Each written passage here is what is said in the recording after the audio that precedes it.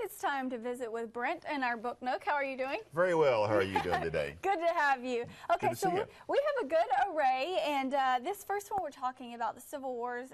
You may notice, of course, you were telling me earlier that they're involved with Taylor Swift. Very much so, very much so. What they are a country duo that really does more traditional, almost bluegrass type country music as opposed to the pop stuff. And even though Taylor Swift will do sometimes some more pop-oriented material, she'll do some things with them that are a really nice collaboration.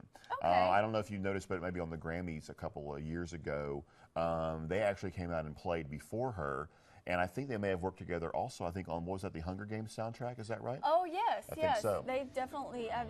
And so this one is just them, though, right? Kind exactly. of their duet. Yeah, yeah. And they're really good musicians as well as good singer-songwriters.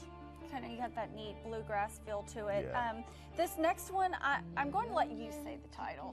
Polyphonic Spree. Okay. The Polyphonic Spree are essentially a sort of a chorus, like a choir, who do like pop music.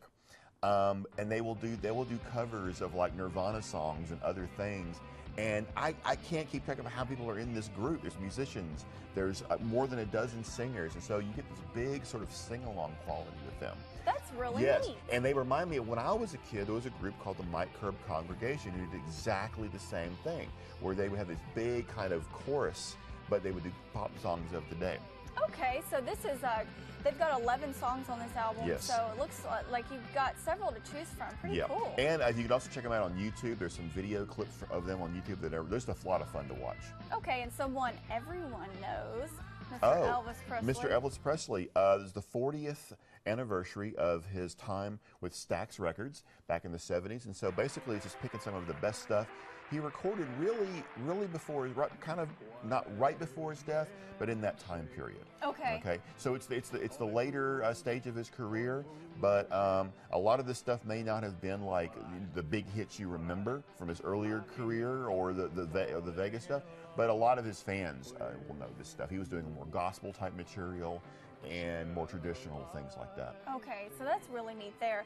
Now this next one, I mean, do these come out every week? I feel like it feels like every week. I don't. Maybe it's a monthly thing. I'm not sure. But I will say that the Now That's What I Call Music this time around.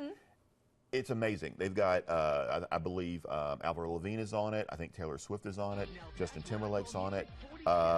Selena Gomez is on it. What's the song? The Radioactive. That's the song that they always sing. See, my grandkids would know the answer to this. Well, I want to find it because now. Now I'm not going to see it. Oh, and Demi Lovato's on it as well. Wow. Okay. See, all the Disney kids are on it. Yeah. Kesha, you can't leave. Oh, Kesha, that's right. She's on there too. Capital Cities. I like them too. Yeah. Oh yeah, there's a lot of good stuff, and you know it's like if you don't want to buy a whole albums, but the kids want the hit songs, that's the way to do it, and that's why they're still cranking these things out. That's why they're still in business. Oh yeah, there you go, makes sense. Now moving on to our books. Hey, James Patterson has another new book out this time around, and it's called The Mistress. People have been asking, where's this book about James Patterson's mistress? And I go, no, it's called The Mistress. But basically it's about this young man who has a kind of an obsessive personality where he gets into something, he's really into it. Motorcycles, movie trivia, whatever. Well, what happens is the young lady that he's very fond of is found dead outside her apartment, and it's believed to be a suicide. Well, he thinks it was murder, and he's going to put his obsessive-compulsive personality to try to solve this crime. Okay. Yeah, so it's very interesting that way. Sounds like there'll probably be a lot of twists in it. I imagine there'll be a lot of twists, yeah. Interesting. And this next one looks a bit... Collision is the story of the previous 2012 election, the competition between President Barack Obama and Governor Mitt Romney. And sort of behind the scenes, more for political junkies, people who like that kind of thing. I got about 47% into the book, and I had a pretty good idea that Romney was going to lose. But it's a really interesting book. All right, there you go. Yep. Got a prediction there, Got a prediction, yeah.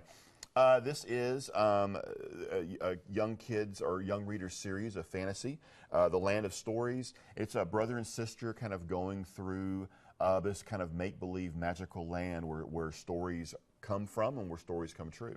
Hey, the magical stuff, that is really cool for the kids to be kind of imagination. It is. And some people will say it's because of the popularity of the Harry Potter series.